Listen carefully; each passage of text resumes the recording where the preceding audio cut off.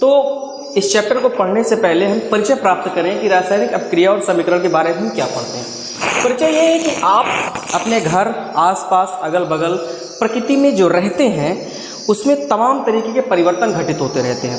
प्राकृतिक परिवर्तनों को आप देखते होंगे और उनका अनुभव भी करते होंगे। तो अनेक परिवर्तन होते रहते हैं जो पल प्रतिपल चेंजिंग होते रहते हैं। जैसे कि आप देखेंगे कि प्रकाशिक बल्ब का जलना, ठीक है, जैसे जल है उसका भाप बन करके ऊपर की ओर उड़ना, ये सब आपके परिवर्तन होते। तो वैज्ञानिकों ने इन्हें दो भागों में बांट दिया कि ऐसे परिवर्तन जो भौतिक परिवर्तन है, जो फिजिकल चेंजेज हैं, उन्हें फिजिकल में रखा जाए और जो रासायनिक परिवर्तन उन्हें रासायनिक परिवर्तन की श्रेणी में रखा जाए। तो भौतिक परिवर्तन क्या होता है, इन्हें दो भागों में बांटा गया, पहला भौतिक और दूसरा रासायनिक। तो भौतिक परिवर्तन क्या होता है? ऐसा परिवर्तन जिसमें वस्तु की भौतिक अवस्था में परिवर्तन, मतलब वस्तु की भौतिक अवस्था में तो परिवर्तन होता है, संगठन एवं कुल द्रव्यमान में कोई परिवर्तन नहीं होता है। मतलब कि उसके मास में कोई भी चेंजिंग नहीं होता है, सिर्फ उसकी फिजिकल चेंजिंग होती है, भौतिक परिवर्तन होता है। और साथ ही रंग, आकृति या आकार भी बदल जाते हैं। जैसे कि हम देखते हैं कि जल में हम शक्कर या नमक को जब डालते हैं तो शक्कर और नमक जल में घुल जाता है। जैसे गंधक को हम खुला अगर छोड़ देते हैं तो गंधक क्या करता है, वो पिघल जाता है। जैसे बिजली का बल्ब है, गंधक को आप बाहर छोड़ोगे तो पिघल जाएगा, वायु में उड़ जाएगा। जैसे कपूर मान लीजिए आप, यह आपकी फिजिकल परिवर्तन है, कपूर को बाहर रख दीजिए, अपने आप उड़ जाएगा। विद्युत बल्ब प्रकाशित होना, जैसे विद्युत बल्ब का प्रकाशित होना है या बुझना है, ये सब आपके भौतिक परिवर्तन कहलाते हैं। अब हम दूसरा देखते हैं कि रासायनिक परिवर्तन क्या है। तो एक ऐसा परिवर्तन जिसमें पदार्थ के गुणों के साथ साथ, मतलब उनकी प्रॉपर्टीज़, उनकी फिजिकल केमिकल प्रॉपर्टीज़ के साथ साथ उनके भार और संगठन में भी परिवर्तन होता है। अर्थात रासायनिक परिवर्तन में नए पदार्थ का निर्माण होता है। जैसे कि लोहे में जंग लगना, लोहे को अगर आप बाहर खुला में छोड़ देते हैं नमी में तो जंग लग जाता है। दूध का फटना, जैसे दूध का दही बनना, तो लैक्टोबैसिलस कीटाणु के कारण दूध दही में परिवर्तित हो जाता है। परिचय में हमने आपको ये भी बताया कि जैसे फल का पकना है, फल अपने आप पक जाता है, दूध का खट्टा हो जाना हो जाता है, साथ में आप देख लीजिए फल भी पक जाते हैं, लोहे में जंग लग जाता है, तो ये सब परिवर्तन होते हैं।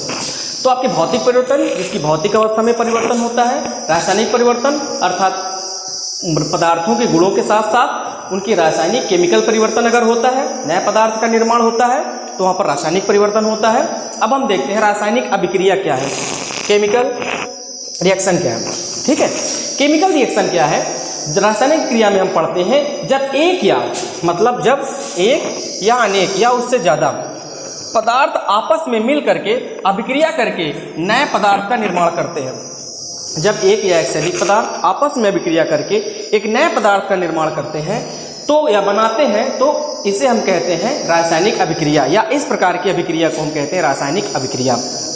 जैसे नौसादर पर चूना, जैसे नौसादर है NH4Cl, चूना मिलाकर अगर आप अंगूठे से रगड़ोगे ऊपर ऐसे करके तो आपको बदबू आएगी, जो गंध आएगी वो अमोनिया की गंध आती है। एग्जाम्पल में देखते हैं नौसादर NH4Cl और उसके बाद बुझे हुए चूने के साथ हम क्रिया कराते हैं, कैल्शियम क्लोराइड, जल और अमोनिया बनता है। तो रासायनिक अभिक्रिया में एक या उससे अनेक पदार्थ अभिक्रिया करके परस्पर नए पदार्थ का निर्माण करते हैं। ठीक है, उसके बाद हम अब देखते हैं, अब आपका है रासायनिक अभिक्रिया की पहचान। रासायनिक अभिक्रिया की पहचान हम कैसे करेंगे? रासायनिक अभिक्रिया की पहचान हम करेंगे कैसे? उनके निम्न प्रेक्षण हैं, इन प्रेक्षणों के द्वारा करेंगे। पहला है अवस्था में परिवर्तन। अवस्था में परिवर्तन देखते हैं। अवस्था होती state, change in state. State में परिवर्तन क्या है कि रासायनिक अभिक्रिया अवस्था में परिवर्तन द्वारा अभिलक्षणित होती है। मतलब जो रासायनिक अभिक्रिया अगर उसकी अवस्था में परिवर्तन हो रहा है तो अवस्था में परिवर्तन के द्वारा उसकी पहचान की जाती है, अर्थात अपनी पहचान को वो दिखाता है। जैसे मोम का जलना है, मोम आपका क्या है? ठोस है, मोम आपकी जलती है तो जल में और जो धुआं निकलता है, ठीक है, जिसे कहते हैं कार्बन डाइऑक्साइड, वो बाहर की ओर निकलता है, वो गैस के रूप में आपको प्राप्त होता है। ठीक। ताप में परिवर्तन, रासायनिक अभिक्रिया ताप में परिवर्तन द्वारा, मतलब ऐसी अभिक्रिया जिसमें रासायनिक अभिक्रिया के ताप में परिवर्तन अभिलक्षणित दिखाई दी हो, ताप में चेंजिंग दिखाई देते हो, तो वहाँ पर हम कहते हैं कि ताप में परिवर्तन हो रही है। इसकी पहचान के द्वारा हम रासायनिक अभिक्रिया की पहचान कर लेते हैं। जैसे बुझा हुआ चूना है, जल से अभिक्रिया जब करता है तो उसमें ऊष्मा उत्पन्न करता है। बुझे हुए चूने को जब जल के साथ अभिक्रिया कराया जाता है, अभी देखिए ना घर में जो पोतने ओतने वाला चूना नहीं होता है, उसको ला के जब आप बाल्टी में डालते हो, जब उसके ऊपर आप पानी डालते हो तो उसका रिएक्शन आप देखते हो कितनी तेज ऊष्मा उत्पन्न करता है। अगर प्लास्टिक के किसी टब में रखा जाए तो प्लास्टिक के टब को वो फाड़ देता है। तो बुझा हुआ चूना जल से जब क्रिया करता है तो ऊष्मा उत्पन्न करता है। थर्ड देखते हैं, रंग में परिवर्तन। रासायनिक अभिक्रिया की पहचान में थर्ड है रंग में परिवर्तन। मतलब ऐसी रासायनिक क्रिया जिसमें रंग में परिवर्तन द्वारा अभिलाक्षणित हो, मतलब ऐसी रिएक्शन जिसमें कलर चेंजिंग हो, रंग में परिवर्तन हो जाए और उसका रंग परिवर्तन दिखाई दे, अभिलाक्षणित हो, दिखे, तो वो अभिक्रिया आपकी रंग में परिवर्तन कहलाती है। जैसे कि जब साइट्रिक अम्ल होता है और पोटेशियम परमैंगनेट से क्रिया कराई जाती है, तो जो साइट्रिक अम्ल होता है वो जब पोटेशियम परमैंगनेट से क्रिया कराते हैं तो पोटेशियम परमैंगनेट का जो बैंगनी रंग होता है, जब साइट्रिक अम्ल पोटेशियम परमैंगनेट से क्रिया करता है तो उसके बैंगनी रंग को गायब कर देता है, बैंगनी रंग विलुप्त हो जाता है, अर्थात उड़ जाता है। थर्ड, रंग गैस का निकलना। गैस का निकलना, कुछ रासायनिक अभिक्रिया गैस के निकलने से भी अभिलाक्षणित होती हैं। जैसे कि जिंक, जैसे दानेदार जिंक है, उसकी तनु HCl से अगर हम अभिक्रिया कराते हैं तो हाइड्रोजन के H2 के गैस जो है बुलबुले के रूप में हमें प्राप्त होते हैं या बुलबुले के रूप में उत्पन्न होते हैं। मतलब हाइड्रोजन गैस बुलबुलों के रूप में उत्पन्न होती है जब दानेदार जिंक की हाइड्रोक्लोरिक अम्ल से क्रिया कराई जाती है। ये आपको समझ में आ गया। नेक्स्ट हमारा जो टॉपिक है, रासायनिक समीकरण क्या है, केमिकल इक्वेशन। ये रासायनिक समीकरण क्या होता है, इसके बाद इसके प्रकार भी हम समझेंगे, लेकिन हम रासायनिक समीकरण को पहले समझते हैं। तो किसी रासायनिक अभिक्रिया, रासायनिक समीकरण क्या है, किसी रासायनिक क्रिया में भाग लेने वाले अभिकारक। अब रासायनिक अभिक्रिया में भाग लेने वाले अभिकारक क्या होते हैं और उत्पाद क्या होते हैं, रिएक्टेंट क्या होते हैं, प्रोडक्ट क्या होते हैं, उनके बारे में बात करते हैं।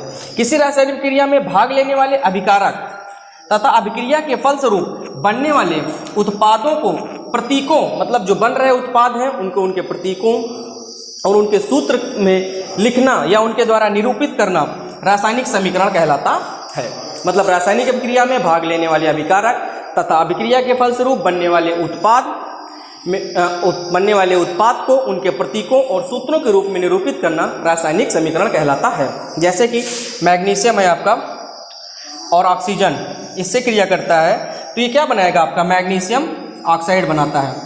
तो हम इनको उनके प्रतीकों के रूप में भी लिख सकते हैं, Mg मैग्नीशियम ऑक्सीजन O2। अर्थात मैग्नीशियम को उनके अभिकारक, अब इसमें अभिकारक और उत्पाद क्या है, जो आपका इधर वाला पार्ट होता है ये आपका होता है रिएक्टेंट, इसे कहते हैं हम अभिकारक। अभिकारक ये आपका रिएक्टेंट होगा। इस जो बना वाला पार्ट होता है इससे जो बनता है इसे कहते हैं हम प्रोडक्ट। या हमने इससे पहले रासायनिक समीकरण पढ़ा। रासायनिक समीकरण के बाद है रासायनिक अभिक्रिया के प्रकार। तो रासायनिक अभिक्रियाएं जो होती हैं ये कितने प्रकार की होती हैं। तो रासायनिक अभिक्रिया क्या होती है, इनको हम विभिन्न वर्गों में रखते हैं। किसी न किसी विशेष गुण के आधार पर रासायनिक अभिक्रियाओं को हम निम्नलिखित वर्गों में रखते हैं। जैसे कि पहला है आपका संयोजन अभिक्रिया। संयोजन अभिक्रिया से यह तात्पर्य है, संयोजन अर्थात जोड़ना, दो अभिक्रियाओं का जुड़कर एक उत्पाद के रूप में बनना। दो रिएक्टेंट एक प्रोडक्ट को बनाते हैं। देखिए वह रासायनिक अभिक्रिया जिसमें दो या दो से अधिक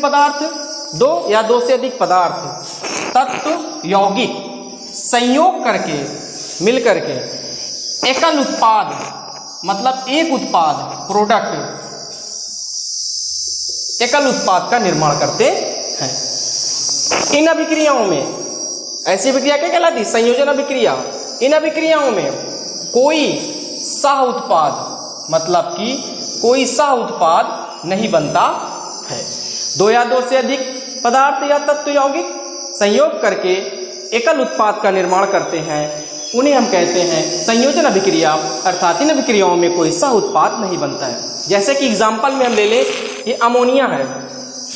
अमोनिया की जब हाइड्रोक्लोरिक मतलब अम्ल HCl या हाइड्रोजन क्लोराइड, जब अमोनिया की हम हाइड्रोक्लोरिक अम्ल या हाइड्रोजन क्लोराइड से अभिक्रिया कराते हैं तो क्योंकि जब हम इन दोनों का देखें, अमोनिया क्या है, अमोनिया आपका गैस है, हाइड्रोक्लोरिक अम्ल क्या है, आपका गैस है। तो आपको जो सोल्यूशन प्राप्त होता है, प्रोडक्ट प्राप्त होता है, ये भी गैस का प्राप्त होगा, अमोनियम क्लोराइड। अमोनियम क्लोराइड का सफ़ेद धुआं बनता है। जब अमोनिया और हाइड्रोजन क्लोराइड की अभिक्रिया कराई जाती है तो अमोनियम क्लोराइड का सफ़ेद धुआं बनता है। सेकंड ले लीजिए आप, carbon monoxide, CO। Carbon monoxide की जब हम Cl2 के साथ अभिक्रिया करते हैं, Cl2 अर्थात क्लोरीन, कार्बन मोनोऑक्साइड के साथ हम जब क्लोरीन के साथ अभिक्रिया करते हैं, ये आपका क्या कहलाएगा, रिएक्टेंट। ये वाले पार्ट आपके कहलाएंगे रिएक्टेंट, या इन्हें हम कहते हैं अभिकारक, ठीक है। और अभिकारक, अभिकर्मक, ये होता है आपका उत्पाद।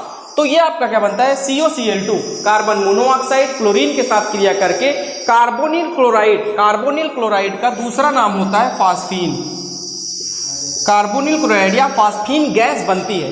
ये फास्फीन गैस बहुत ही जहरीली और विषैली प्रकृति की होती है। सेकंड हम देखते हैं वियोजन अभिक्रिया। संयोजन अभिक्रिया के बाद वियोजन अभिक्रिया मतलब टूट जाना, वह रासायनिक अभिक्रिया। वियोजन अर्थात डिकम्पोजिशन रिएक्शन। डिकम्पोजिशन रिएक्शन वह रासायनिक अभिक्रिया जिसमें यौगिक बाह्य कारकों मतलब कि किसी बाहरी कारक, बाहरी कारक आपका ऊष्मा हो सकता है, प्रकाश हो सकता है, विद्युत हो सकता है, इन बाह्य कारकों के द्वारा, इनके प्रभाव के द्वारा अपने अवयवी तत्वों में अपघटित हो जाना, अर्थात अपने अवयवी तत्वों में टूट जाना या विखंडित हो जाना या अपघटित हो जाना, यह कहलाती है आपका वियोजन अभिक्रिया या डिकम्पोजिशन रिएक्शन। यह अभिक्रिया विद्युत, ऊष्मा, प्रकाश द्वारा संपन्न होती है, अर्थात इन पर किसका प्रभाव पड़ेगा, बाह्य कारक, विद्युत, ऊष्मा और प्रकाश, इन बाह्य कारकों के द्वारा ये विखंडित हो जाती है। पहला हम लेते हैं आपका ऊष्मीय अपघटन। ऊष्मीय अपघटन क्या होता है, ऊष्मीय अपघटन मतलब वे रासायनिक अभिक्रिया जिसमें क्या होता है, यौगिक, जो आपका यौगिक होता है, जो कंपाउंड होता है, वो ऊष्मा के द्वारा दो या दो से अधिक सरल पदार्थों में अपघटित हो जाता है, दो या उससे ज्यादा पदार्थों में टूट जाता है। आइए देखते हैं, कैल्शियम कार्बोनेट है, कैल्शियम कार्बोनेट आपके पास है।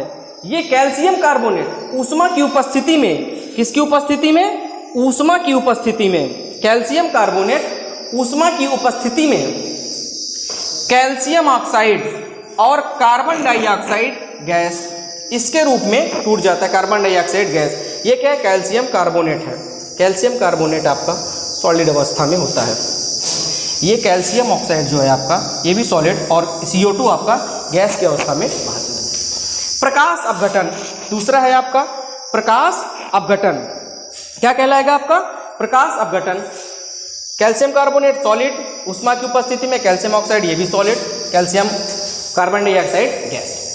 प्रकाश अपघटन मतलब वह रासायनिक अभिक्रिया जिसमें वियोजन, या वह वियोजन अभिक्रिया में हम पढ़ रहे हैं प्रकाश का अपघटन, तो वह वियोजन अभिक्रिया या जब वियोजन अभिक्रियाएं सूर्य के प्रकाश द्वारा क्या होती हैं, अपघटित हो जाती हैं, या जिन ऐसी वियोजन अभिक्रियाएं जिनका सूर्य की प्रकाश की उपस्थिति में अपघटन किया जाता है, वो प्रकाश अपघटन या वियोजन अभिक्रियाएं प्रकाश अपघटन के अंतर्गत कहलाती हैं। जैसे कि सिल्वर क्लोराइड है, AgCl आपका है, AgCl क्या है आपका, सिल्वर क्लोराइड। तो सिल्वर क्लोराइड को हम क्या करेंगे, प्रकाश अपघटन करेंगे। सूर्य के प्रकाश की उपस्थिति में सिल्वर क्लोराइड जो होता है, ये सिल्वर और क्लोरीन में टूट जाता है।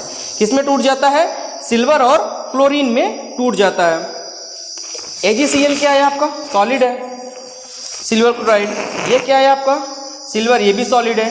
क्लोरीन क्या है आपका, गैसियल फॉर्म में है, ये गैसियल स्टेट में है, सॉलिड स्टेट में है, यह भी आपका सॉलिड स्टेट में है।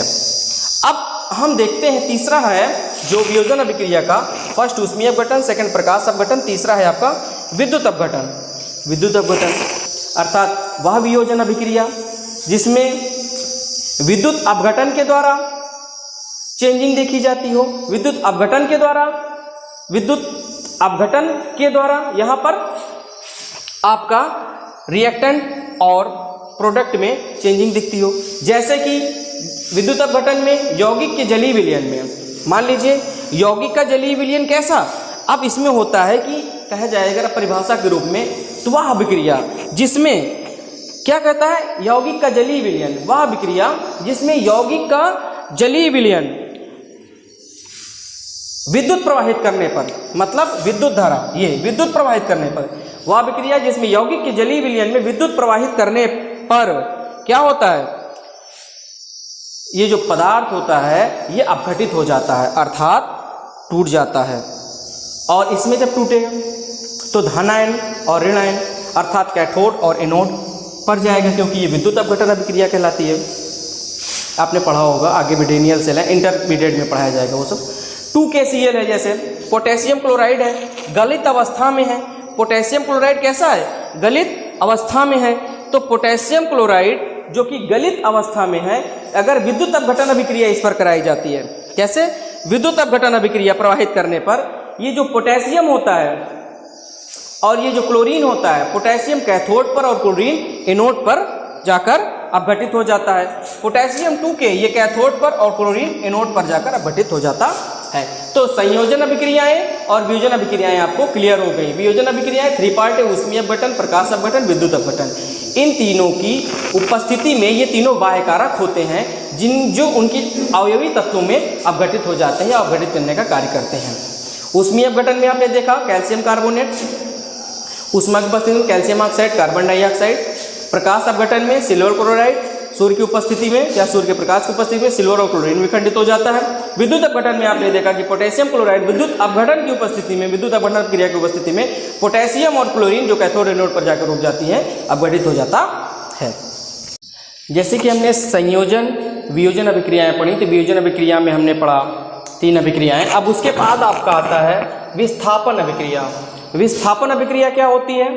कि वे अभिक्रियाएं जिसमें एक क्रियाकारक पदार्थ दूसरे क्रियाकारक पदार्थ से कम क्रियाशील पदार्थ को विस्थापित कर देता है।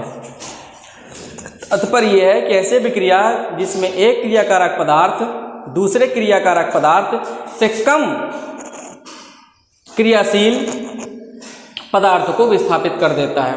जैसे कि हमने इसमें कॉपर सल्फेट का नीले रंग का विलयन है। कॉपर सल्फेट के नीले रंग के विलयन में आयरन की पत्ती हम डालते हैं। जब हम आयरन की पत्ती डालते हैं तो होता क्या है कि कॉपर सल्फेट और आयरन में आप देखेंगे तो आयरन जो होता है तांबे से ऊपर होता है, तो तांबा जो है आयरन को यहाँ पर विस्थापित कर देता है। तो यहाँ पर फेरस सल्फेट का हरा रंग का अवशेष प्राप्त होता है और कॉपर आपका विस्थापित हो जाता है आयरन के द्वारा। नेक्स्ट अभिक्रिया होती है द्विविस्थापन अभिक्रिया। इसी के आगे द्विविस्थापन अभिक्रिया क्या होती है कि वे रासायनिक अभिक्रिया या ऐसी रासायनिक अभिक्रिया जिसमें जो अभिकारक यौगिक होते हैं उनके आयनों तथा मूलकों के परस्पर विनिमय द्वारा नए उत्पाद बनते हैं। क्या बनते हैं? नए उत्पाद बनते हैं। उनके किसके द्वारा? उनके मूलकों के परस्पर विनिमय के द्वारा नए उत्पाद बनते हैं। चलिए, ये आपका सोडियम सल्फेट है, इसका जलीय विलयन बेरियम क्लोराइड के विलयन के साथ इसकी हम रिएक्शन कराते हैं दोनों का। तो विद्युविस्थापन अभिक्रिया में क्या होती है कि सोडियम और बेरियम अपने स्थानों का अदला बदली कर लेते हैं। तो सोडियम सल्फेट आपका सोडियम क्लोराइड अर्थात ये और Cl- यहाँ पर रहता है, तो ये इसके साथ रिएक्शन करके लब करके सोडियम क्लोराइड और सल्फेट यहाँ माइनस चार्ज होता है, ये बेरियम प्लस चार्ज होता है, तो बेरियम सल्फेट बन जाता है। तो बेरियम सल्फेट और सोडियम क्लोराइड के रूप में परिवर्तित हो जाता है। ऐसी जो अभिक्रियाएं होती हैं वो आपकी द्विविस्थापन अभिक्रियाएं कहलाती हैं। क्यों? क्योंकि इनके आयनों का परस्पर क्या हो गया? विनिमय हो गया है। सोडियम बेरियम इनके आयनों का परस्पर विनिमय हो गया, बदलाव हो गया। फिर हम देखते हैं कि उपचयन अभिक्रिया क्या होती है। 3rd नंबर, इसके बाद आगे वाली उपचयन और अपचयन अभिक्रिया। उपचयन अभिक्रिया क्या होती है? वह अभिक्रिया जिसमें पदार्थों से जिसमें पदार्थों से ऑक्सीजन का योग। उपचयन अभिक्रिया में क्या होती है कि पदार्थों से ऑक्सीजन का योग या हाइड्रोजन का ह्रास होता है। क्या होता है? पदार्थों से ऑक्सीजन का योग या हाइड्रोजन का ह्रास होता है। ऐसी अभिक्रिया आपको उपचयन अभिक्रिया कहलाती है। इसमें क्या होते हैं? इलेक्ट्रॉन को देना पड़ता है, और जबकि अपचयन की अभिक्रिया में इसका जर्जन उल्टा होता है।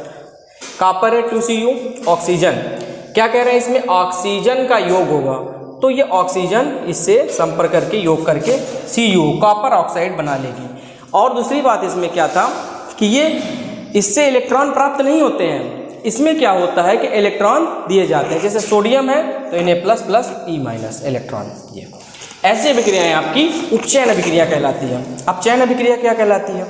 वह अभिक्रिया जिसमें हाइड्रोजन का योग क्या हो, हाइड्रोजन का योग और ऑक्सीजन का ह्रास हो। वहाँ पर क्या था, ऑक्सीजन का योग था उपचयन में, अपचयन में ऑक्सीजन का ह्रास है। ठीक है, कॉपर ऑक्साइड है प्लस जल, वो हाइड्रोजन गैस है, कॉपर ऑक्साइड हाइड्रोजन गैस में कॉपर को विस्थापित कर देती है और ऑक्सीजन यहाँ पर हाइड्रोजन के साथ मिल करके माइनस प्लस जल का निर्माण करता है। इसी तरीके से सोडियम यहाँ पर क्या होती है, पदार्थ को इलेक्ट्रॉन प्राप्त होता है। जैसे सोडियम ये है, E- इलेक्ट्रॉन त्यागेगा, सोडियम ये प्राप्त होता है।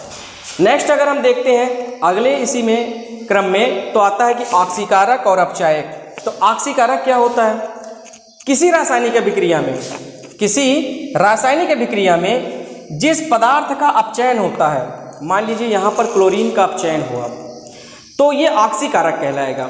ठीक, तो किसी रासायनिक अभिक्रिया में जिस पदार्थ का अपचयन होता है उसे ऑक्सीकारक कहते हैं।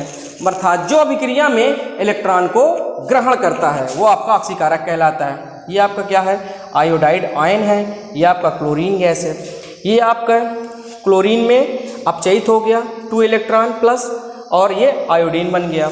इसी तरीके से आपका अपचायक है कि जिस पदार्थ का ऑक्सीकरण होता है उसे अपचायक पदार्थ कहते हैं। अब इसमें देखिए कि आयरन है, ये आयोडाइड है, यहाँ पे इसका क्या हुआ, आयोडाइड आयन जो है आयोडीन में क्या हो गया, ये ऑक्सीकरण हो गया। यहाँ पर 2 इलेक्ट्रॉन यहाँ पर माइनस हुए, इसका ऑक्सीकरण हुआ तो ये कहलाया इसका अपचायक। तो विस्थापन, द्विविस्थापन, अपचयन, उपचयन, ऑक्सीकरण और अपचायक ये समझ में आ गया। इसके बाद जो अगला हमारा टॉपिक है वो है रेडॉक्स अभिक्रिया का।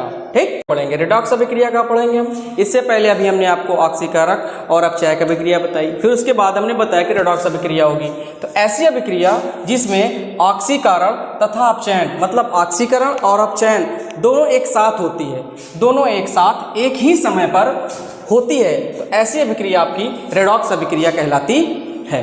जैसे कि CuO, ये जो क्यूप्रिक ऑक्साइड है, ये हाइड्रोजन के साथ अभिक्रिया करके कॉपर अलग और प्लस जल में विस्थापित हो जाता है। यहाँ पर देखिए क्यूप्रिक ऑक्साइड से ऑक्सीजन क्या होता है, अपचयित हो जाता है, मतलब ऑक्सीजन का ह्रास होता है, तो यहाँ पर इसका अपचयन हुआ। यहाँ पर हाइड्रोजन क्या होता है, ऑक्सीजन का संयोग कर लेता है, अर्थात इसका उपचयन होता है, तो यहाँ पर क्या होगा, जल। इसी तरीके से डेनियल सेल में हम देखते हैं कि जिंक कॉपर सल्फेट के विलयन में कॉपर को विस्थापित कर देता है। यहाँ पर जिंक जो है, देखिए यहाँ पर जिंक सल्फेट आ जाता है, कॉपर को विस्थापित कर देता है।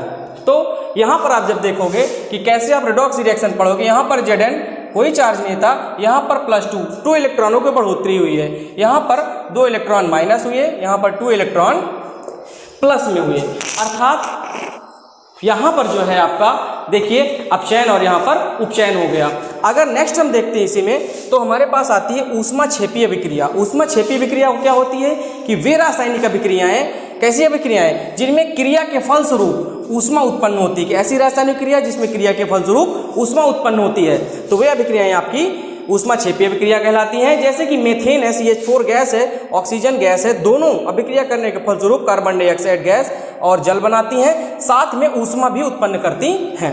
श्वसन जो है एक ऊष्माक्षेपी अभिक्रिया है। उदाहरण के तौर पर ऊष्मा शोषी अभिक्रिया क्या होती है, वे रासायनिक अभिक्रियाएं जिनमें ऊष्मा का अवशोषण होता है। क्या होता है, जिसमें ऊष्मा का अवशोषण होता है, ऐसी रासायनिक अभिक्रियाएं ऊष्मा शोषी अभिक्रिया कहलाती हैं। जैसे ये आपका HgO, यहाँ पर ये ऊष्मा आई, फिर उसके बाद 2Hg लिक्विड फॉर्म में और O2 गैस फॉर्म में, तो यहाँ पर ऊष्मा का क्या हो रहा है, अवशोषण हो रहा है। तो ऐसी अभिक्रियाएं आपकी कहलाएंगी ऊष्मा शोषी अभिक्रियाएं। अब जैसे संक्षारण क्या होता है, संक्षारण किन्हें कहते हैं, जब कोई धातु है या कोई पदार्थ है वो अम्ल अगर बाहर खुले अवस्था में पड़ी है तो अम्ल और आर्द्रता की उपस्थिति जब होती है तो उसमें क्या होता है, उसके ऊपर जंग लग जाता है, जैसे कि वो परिवर्तित हो जाती है, अर्थात संक्षारित हो जाती है। संक्षारण होता है, उसका नष्ट होता है। जैसे चांदी अगर बाहर पड़ी रहती है तो उसके ऊपर काली परत जम जाती है, लोहे को अगर आप बाहर छोड़ दोगे तो जंग लग जाएगा, तांबे के ऊपर हरे रंग का पार्ट चढ़ जाता है, तो ये होता है संक्षारण। और विकृत गंधिता क्या होती है कि मान लीजिए जब कोई तेल या वसा युक्त, जैसे आप खाना पीना बनाते हैं ना, तेल वसा चर्बी युक्त चीज़ें होती हैं, उन खाद्य पदार्थों को अपचयित हो जाते हैं। क्या होते हैं? अपचयित हो जाते हैं, अर्थात गंध और स्वाद में परिवर्तन हो जाता है। जैसे कि कोई खाना है, आलू का चिप्स का पैकेट है, आलू के चिप्स के पैकेट में अगर ऑक्सीजन गैस होगी तो जल्द खराब होगा, लेकिन आलू और चिप्स के पैकेट में अगर नाइट्रोजन गैस होगी तो काफ़ी दिनों तक उस चिप्स का पैकेट चल सकता है। इसी तरीके से खाद्य पदार्थ चीज़ें हैं, उनको वायु रोधी पात्रों में रखा जाता है, वायु रोधी पात्रों में रखा जाता है। ये होती है विकृत गंधिता। इस तेल और वसायुक्त खाद्य पदार्थ जब अपचयित हो जाते हैं, गंध और स्वाद में परिवर्तन हो जाता है, तो विकृत गंधिता कहलाती है। इस तरीके से ये पूरा चैप्टर आप